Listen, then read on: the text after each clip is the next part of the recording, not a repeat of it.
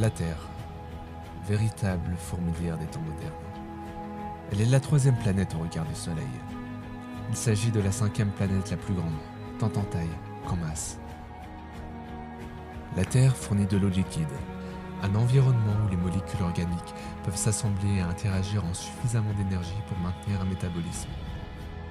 La distance de la Terre au Soleil, de même que son excentricité orbitale, sa vitesse de rotation, l'inclinaison de son axe, son histoire géologique, son atmosphère accueillante font de cette planète la candidate parfaite pour accueillir la vie et la maintenir.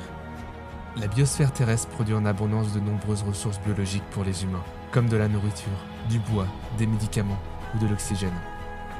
Cependant, une espèce se démarque des autres, exploite et surexploite ses ressources dans une inégalité et une injustice totale. Et nous ne parlons plus de saccage ou de non-respect des ressources de la Terre causant l'extinction de certaines espèces, la pollution, la déforestation, la destruction, la pauvreté, la famine, la maladie et la mort.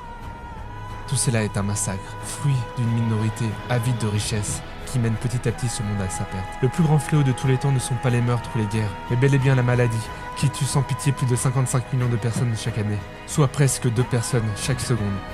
Face à cela, l'homme a commencé à produire des médicaments en grand nombre, qui ne sont malheureusement pas à la portée de tout le monde, souvent à cause de son coût ou de son exportation. La Terre est belle, riche, variée, et répond absolument à tous nos besoins, que ce soit d'un point de vue physique ou mental.